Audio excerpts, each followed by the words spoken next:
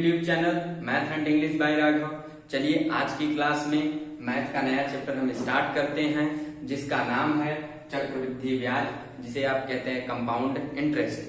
क्योंकि हमने पिछले क्लास में कहा जाए कि सिंपल इंटरेस्ट साधारण ब्याज को हमने पढ़ ही लिया है, तो कंपाउंड इंटरेस्ट को भी पढ़ ही लिया जाए। इसमें कहा जाए सिंपल इंटरेस्ट और कंपाउंड इंटरेस्ट यानी साधारण ब्याज और चक्रवृद्धि ब्याज में ज्यादा चीजें क्या होती है, सिमिलर होती हैं। इसमें अगर कुछ डिफरेंस देखने को आता है तो वो उनके ब्याज में। कहा जाए साधारण ब्याज जो होता है वो प्रत्येक साल का, प्रत्येक वर्ष का जो साधारण ब्याज होता है वो क्या होता है, बराबर होता है। लेकिन कंपाउंड इंटरेस्ट में ऐसा नहीं होता। क्यों? क्योंकि कहा जाए कि इसमें ब्याज पर भी ब्याज हमें देना पड़ता है, इसलिए। तो चलिए आइए कुछ बेसिक चीजों को आज जानते हैं और समझते हैं, और कुछ क्वेश्चंस के माध्यम से देखेंगे कि क्वेश्चंस को कहा जाए लगाने का एक सही अप्रोच क्या होता है, इसे भी समझेंगे। तो चलिए स्टार्ट करते हैं और समझते हैं चीजों को।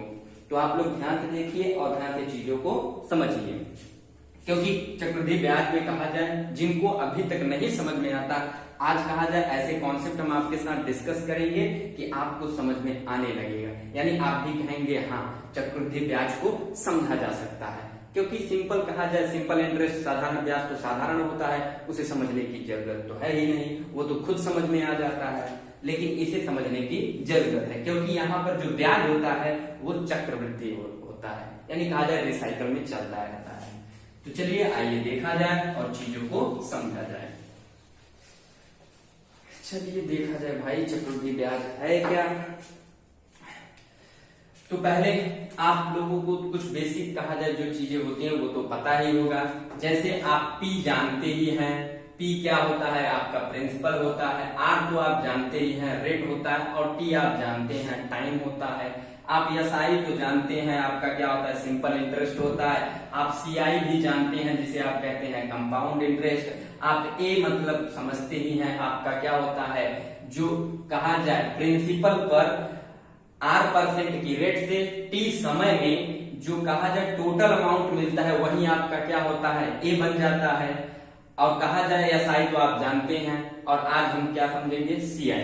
तो चलिए आइए देखा जाए और चीजों को समझा जाए। इतना तो आप लोगों ने पढ़ ही रखा है, तो आइए देखते हैं और समझते हैं। अब जैसे अगर आपसे कोई कह दे, क्या कह दे भाई, कि P अमाउंट कोई प्रिंसिपल है, P पर R% की रेट से T समय में मिलने वाला ब्याज।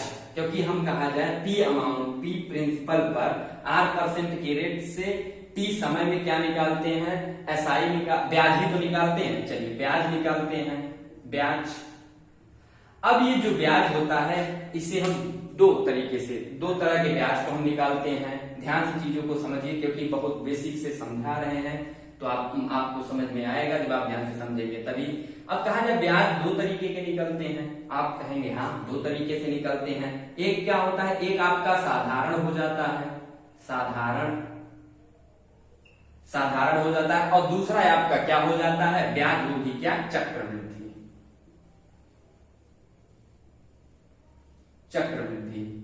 क्योंकि देखिए जब ऐसे चीजों को समझेंगे तो बड़े आसान तरीके से कहा जाए आपको समझ में आ जाएगा। इससे आप क्या कहते हैं, एसआई कहते हैं, इसे कहते हैं सीआई।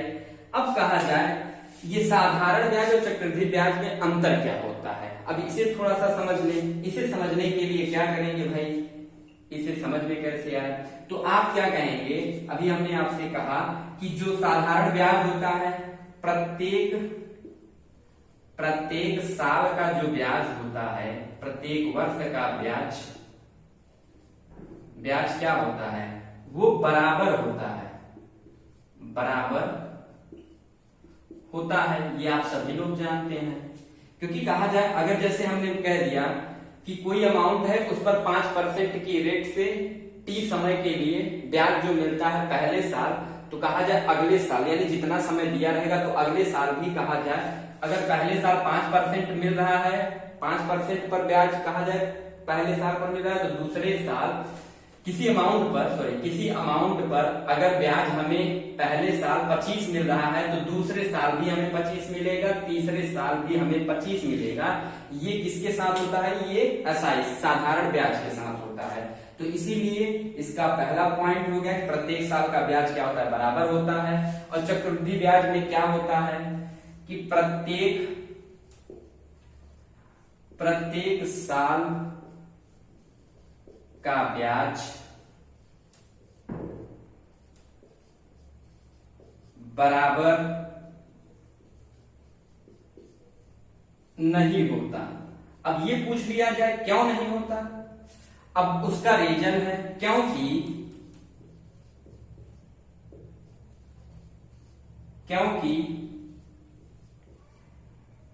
इसमें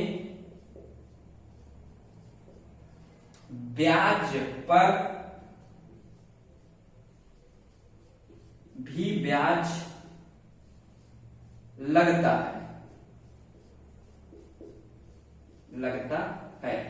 इसलिए कहा जाता है कि जो चक्रवृद्धि ब्याज होता है प्रत्येक साल का अलग अलग होता है, और आपका जो साधारण ब्याज होता है वो क्या होता है? प्रत्येक साल पर हम कहा जाए कि साधारण ब्याज हमें बराबर मिलता है। इस ब्याज पर ब्याज लगने की वजह से ही कहा जाए नहीं बराबर होता। तो चलिए आइए कुछ और चीजों को देखते हैं और चीजों को समझते हैं। और चीज क्या है कि जो साधारण ब्याज होता है और चक्रवृद्धि ब्याज में एक और क्या रिलेशन होता है, इसे भी देख लिया जाए और समझ लिया जाए। आप लोग जानते ही हैं कि क्या जानते हैं भाई? आप लोग जानते क्या है कि पहले साल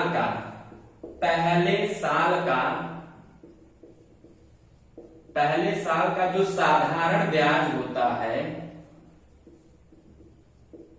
साधारण ब्याज बराबर होता है पहले साल के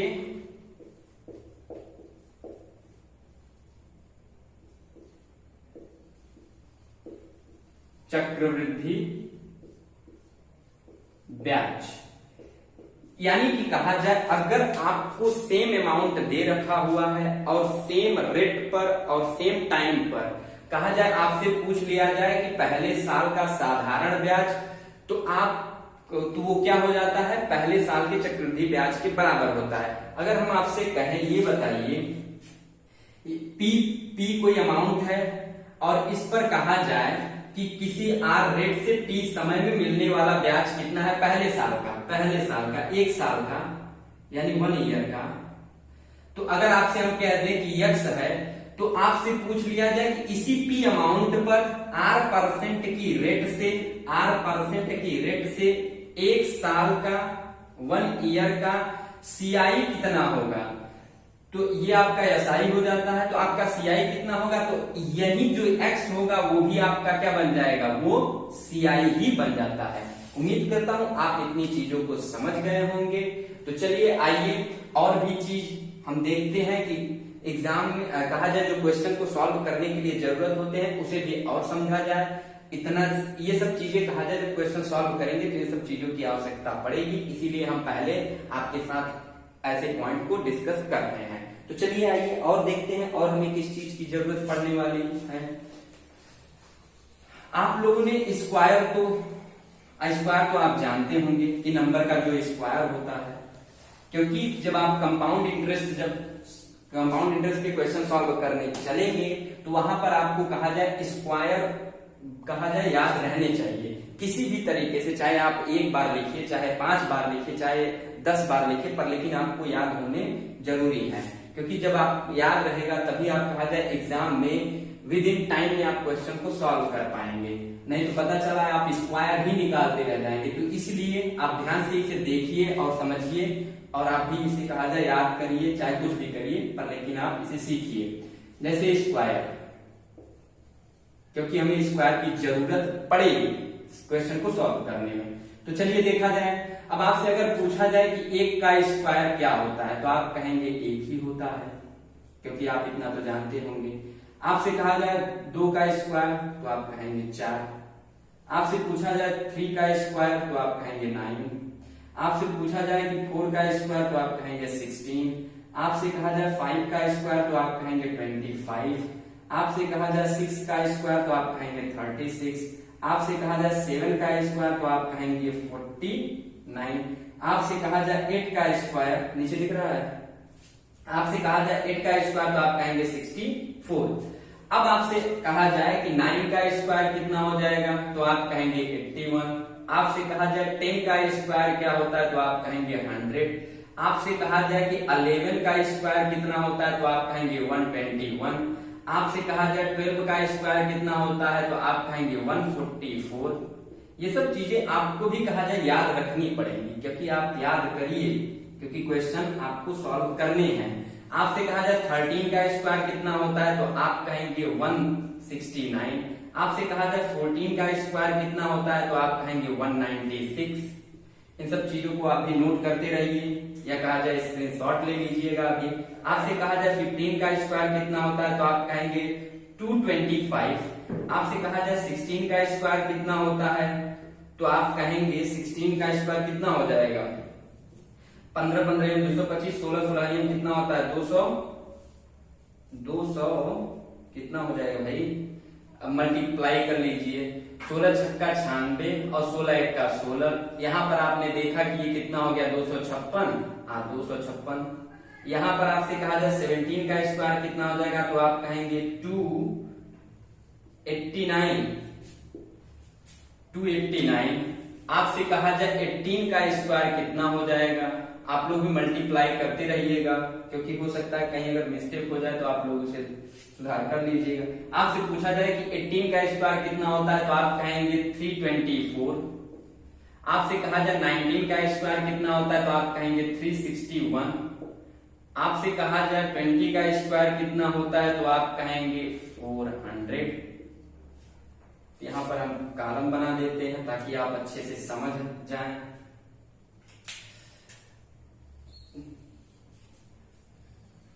अब आपसे कहा जाए कि 21 का स्क्वायर कितना होता है तो आप कहेंगे 441, आपसे कहा जाए 22 का स्क्वायर कितना होता है तो आप कहेंगे 484, आपसे कहा जाए 23 का स्क्वायर कितना होता है तो आप कहेंगे 529, आपसे कहा जाए 24 का स्क्वायर कितना होता है तो आप कहेंगे 24 24 576। देखिए ये हमारा कहा जाए याद करने का तरीका है, तो आप अपने तरीके से याद करिएगा, या कहा जाए कुछ भी करिए। तो आपसे कहा जाए 25 25 कितना होता है तो आप कहेंगे भैया 25 25 625। आपसे कहा जाए कि अब नेक्स्ट 26 का स्क्वायर कितना होता है तो आप कहेंगे 676। 27 का आपका स्क्वायर कहा जाए तो आप कहेंगे 27 729। आपसे कहा जाए 28 का स्क्वायर कितना होता है तो आप कहेंगे 28 का आप मल्टीप्लाई कर लीजिए, 8 28 64 4, 8 दूनी 16 4 20।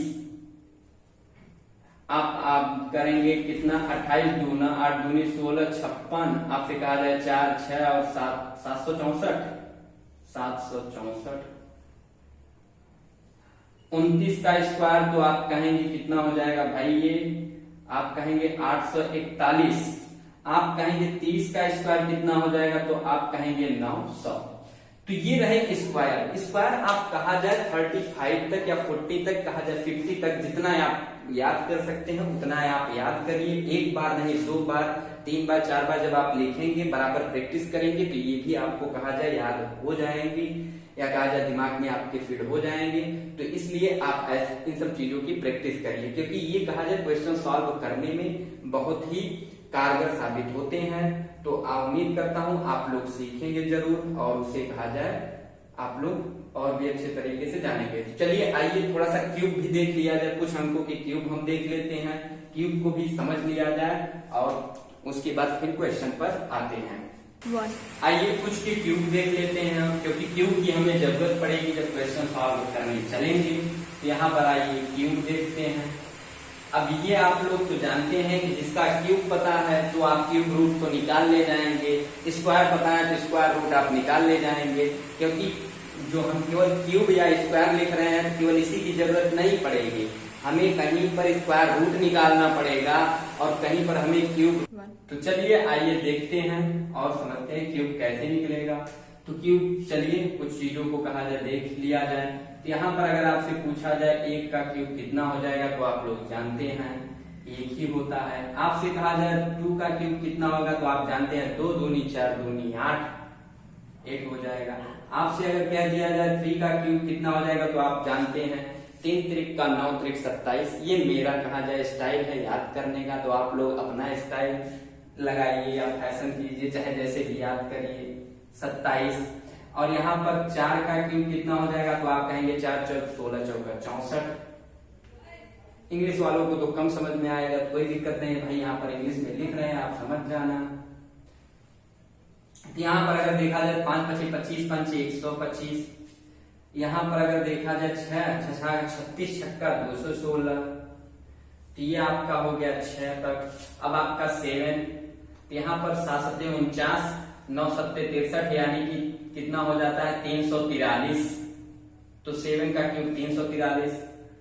अब 8 का क्यूब 8 × 64 अट्ठे 512 होता है। अब आपसे कहा जाए 9 का क्यूब कितना हो जाता है, तो 9 9 81 और 9 729 हो जाता है। आपसे कहा जाए 10 का क्यूब कितना हो जाता है, तो आप कहेंगे कि 10 दहा में 100 दहा में 1000 हो जाएगा भैया। क्यों, इतना ही तो होता है कि अब 10 का भी। अब आपसे कहा जाए कि 11 का क्यूब कितना हो जाएगा, तो आप कहेंगे 1331 हो जाता है। आपसे अगर 12 का क्यूब कहा जाए, तो आप कहेंगे ये हो जाता है 1728 हो जाता है। आप लोग कहा जाए मल्टीप्लाई करके भी देख लीजिएगा, क्योंकि हमें काफी दिन का याद है, पता चला कहीं कुछ डिजिट मिस्टेक ना हो जाए। तो यहाँ पर अब आप देखेंगे कि 13 का क्यूब कितना होता है, तो आप कहेंगे 2197 होता है। आपसे अगर कहा जाए 14 का क्यूब कितना होता है, तो आप कहेंगे 2744। आपसे अगर कहा जाए 15 का क्यूब कितना होता है, तो आप कहेंगे 3375। तो चलिए भाई, हमें तो कहा जाए इतना ही पता है, तो इतना भी अगर जिसे पता है वो क्वेश्चन को सॉल्व कर ले जाएगा। तो आइए अब चलते हैं क्वेश्चन पर। बाकी आप और भी कहा जाए 20 तक आप पता करिए और 20 तक आप लिख लीजिएगा, और उसे कहा जाए अच्छे तरीके से आप याद भी कर लीजिएगा, क्योंकि जरूरत पड़ेगी। तो चलिए आइए अब कुछ और भी कॉन्सेप्ट समझ लेते हैं कि क्वेश्चन में कैसे उसे अप्लाई किया जाएगा।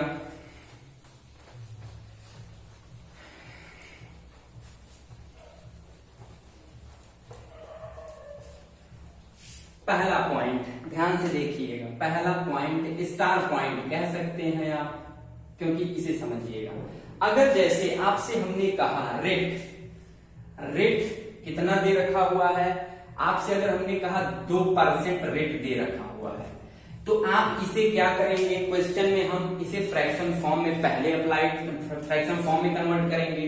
तो आप कहेंगे 2% का मतलब कितना हो जाता है फ्रैक्शन फॉर्म में, तो आप कहेंगे भैया 2 is divided by 100। तो आप कहेंगे 1/50। इसका मतलब 2% का मतलब क्या हुआ, आप कहेंगे 1/50। और यहां पर जो 1/50 होता है, ये आपका क्या बन जाएगा, मूलधन बन जाएगा, मूलधन बन जाएगा। और ये आपका क्या बन जाता है, ये आपका ब्याज बन जाएगा, क्योंकि जब क्वेश्चन को सॉल्व करेंगे तो ये सब चीजें हम वहां पर भी डिस्कस करेंगे, पर लेकिन एक बार पहले हम डिस्कस कर देते हैं ताकि आपको वहां समझने में कोई परेशानी न हो। तो यहाँ पर अब देखिए 50 के मूलधन पर ब्याज कितना मिलता है, 1 का, क्योंकि ये अलग ही कॉन्सेप्ट है हमारा। कहा जाए कि चक्रवृद्धि ब्याज में जो कंपाउंड इंटरेस्ट जब हम क्वेश्चन सॉल्व करते हैं, तो वहां पर हम एक रेट का कॉन्सेप्ट अप्लाई करते हैं, इसीलिए रेट का कॉन्सेप्ट है, पहले इसे मैं आपके साथ डिस्कस कर रहा हूं। तो आप देखिए समझिए, यहाँ पर ब्याज कितना हो जाएगा, तो आप कहेंगे 50 मूलधन है, तो उस पर मिला ब्याज कितना है, 1 का। तो आपसे हम कहें भैया तो मिश्र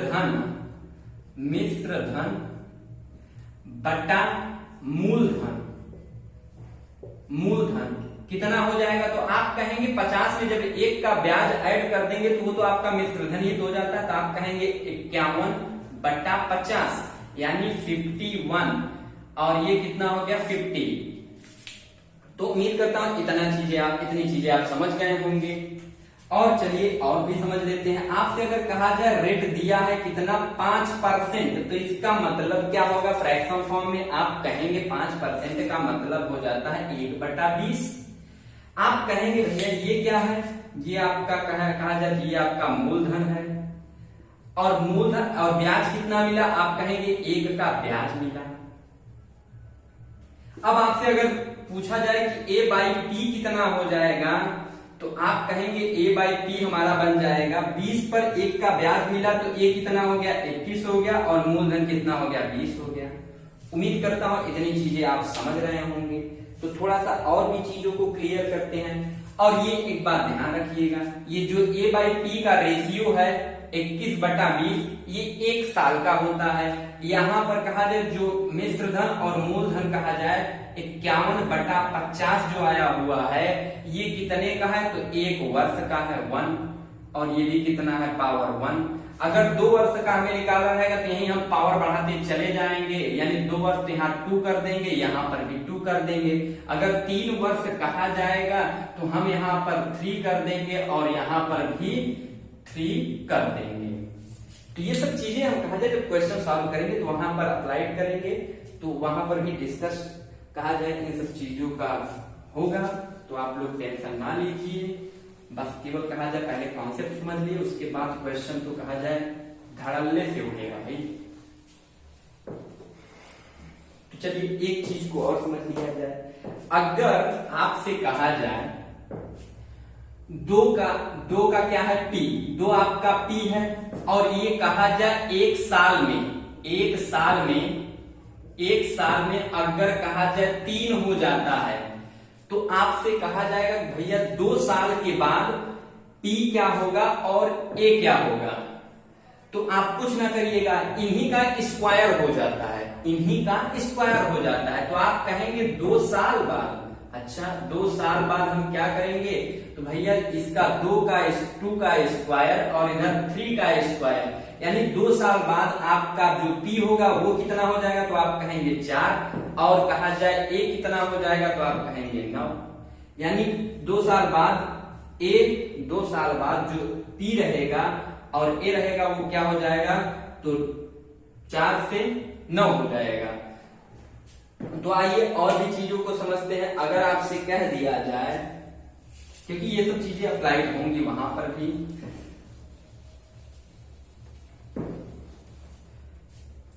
अगर आपसे कह दिया जाए कि 8 से कोई धन 8 से कितना हो रहा है? 27। कोई धन 8 से 27 कितने समय में हो रहा है? 3 साल में। तो अब आपसे पूछा जाए कि भैया 2 साल में कितने ये रहे होंगे? तो आप कहेंगे 2 साल में कितने रहे होंगे? तो आप कहेंगे भैया ये 2 साल में हुए होंगे कितना?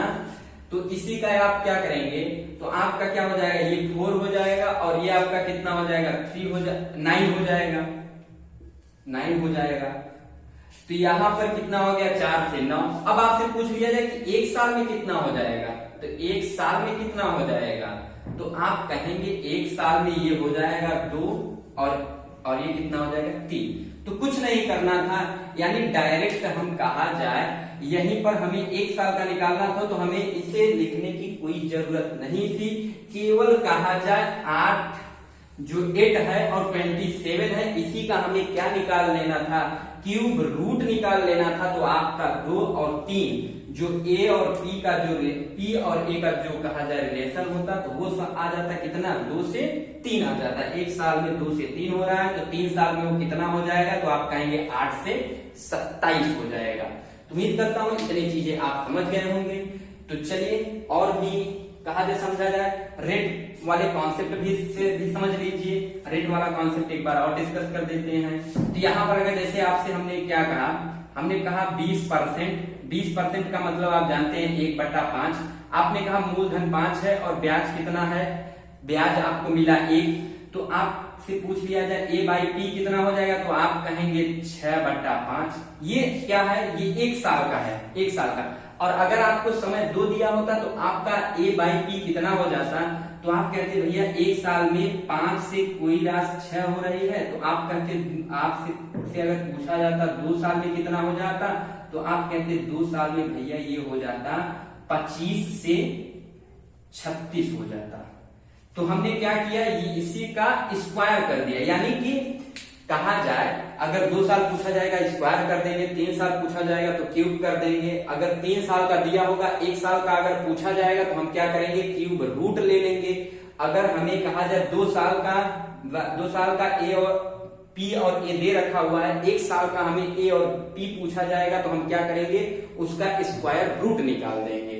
तो चलिए आइए क्वेश्चन लेते हैं, 1-2 क्वेश्चन देखते हैं, उसके बाद कहा जाए और भी चीजें जो समझनी होंगी वो उसे नेक्स्ट क्लास में समझा जाएगा।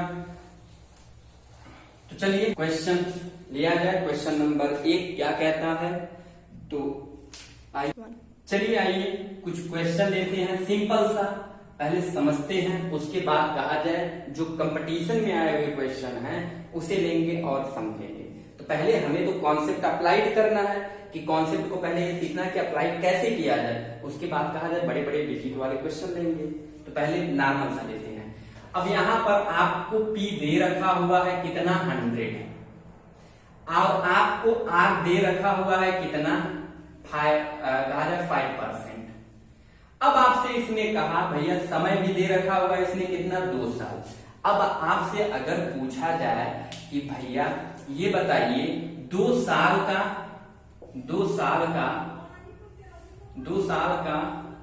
क्या पूछ लिया जाए, चक्रवृद्धि ब्याज कितना होगा, क्योंकि हम तो सीआई ही पढ़ रहे हैं अभी, क्योंकि एसआई तो पढ़ लिया।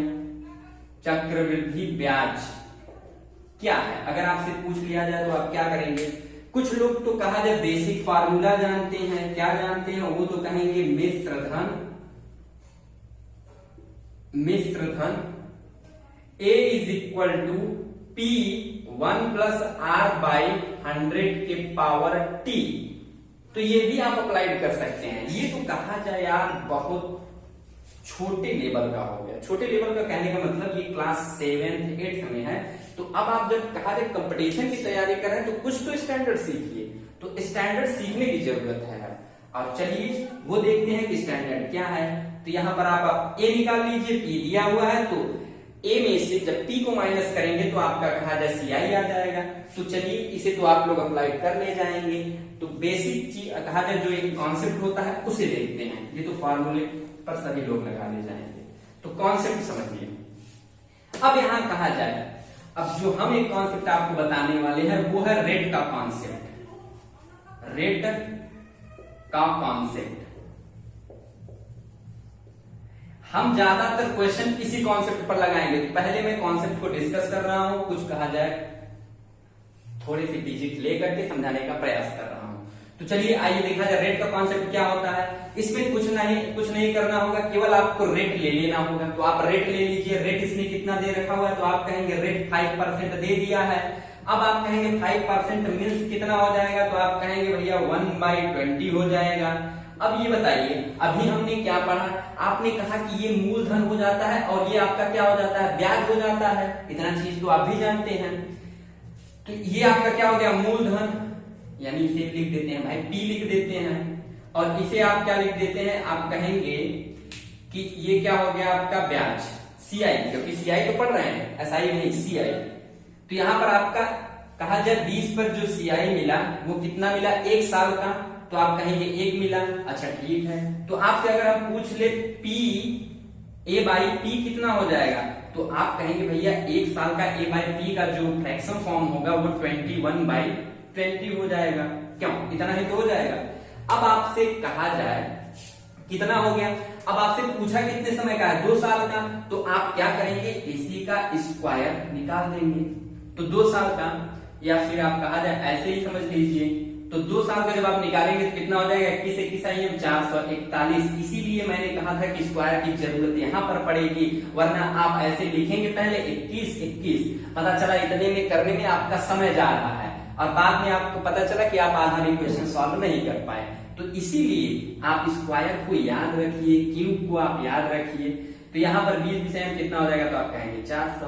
अब ये बताइए 2 साल का आपका कहा जाए 2 साल बाद जो है वो आपका ए और पी कितना आ गया, तो आप कहेंगे ए आपका आ गया 441 और P कितना आ गया आपका, तो आप कहेंगे 400।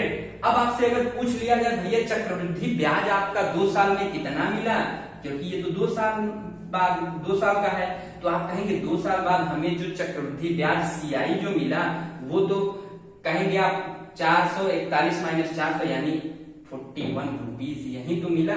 क्यों, इतना चीजें तो आपको समझ में आ गई होंगी।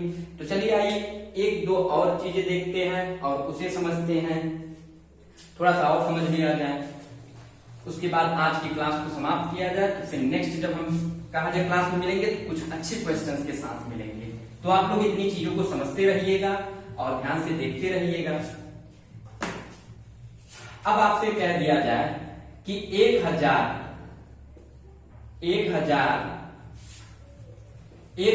पर P दे रखा हुआ है आपका 1000 और R आपका दे रखा हुआ है कितना, आपने कहा एक कुछ भी ले लीजिए सिंपल सा, आप कहेंगे 10%।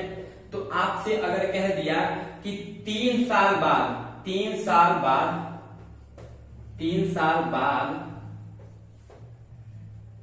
CI कितना होगा, अगर पूछ लिया जाए 3 साल बाद CI कितना होगा, तो आप रेट का कॉन्सेप्ट लगाइए। रेट का कॉन्सेप्ट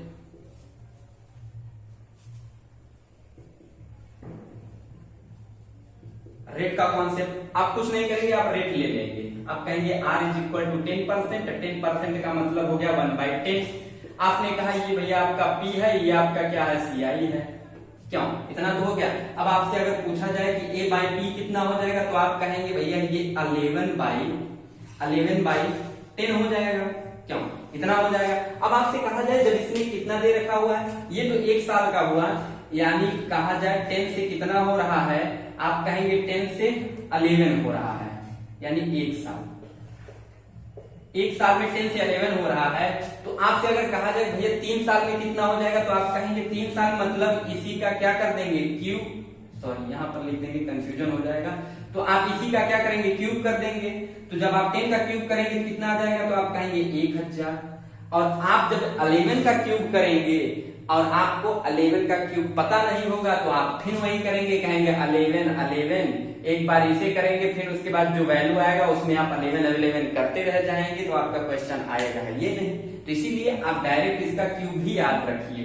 तो यहाँ पर आप कहेंगे हाँ हम जानते हैं क्यूब 1331 हो गया। तो ये तो 3 साल में है ना, 3 साल में। अब आपसे कहा जाए कि अब भैया ब्याज कितना मिला, तो आप कहेंगे A ये है और ये आपका क्या है P है। तो आप कहेंगे A में से जब P को माइनस करते हैं तो यही तो ब्याज मिलता है, कितना आ गया 331। यही आपका क्या हुआ CI, कंपाउंड इंटरेस्ट 3 साल का। उम्मीद करता हूं इतनी चीजें आप समझ गए होंगे। तो चलिए हम नेक्स्ट क्लास में मिलेंगे कुछ और भी अच्छे बेहतर क्वेश्चंस के साथ। तब तक आप कहा जाए ऐसे कॉन्सेप्ट को समझते रहिए, आप भी अप्लाई करने का प्रयास कीजिए। जब नेक्स्ट क्लास लेके आएंगे तो कहा जाए और भी अच्छे तरीके से डिस्कस करेंगे। तो आज हमने कुछ कॉन्सेप्ट समझे और कुछ कहा जाए जो रेट का कॉन्सेप्ट होता है उसे भी हमने सीखा। तो आप लोग ध्यान से सब चीजों को देखिए, समझिए और एंजॉय के साथ पढ़ाई कीजिए। तो चलिए आज के लिए बस इतना ही, धन्यवाद।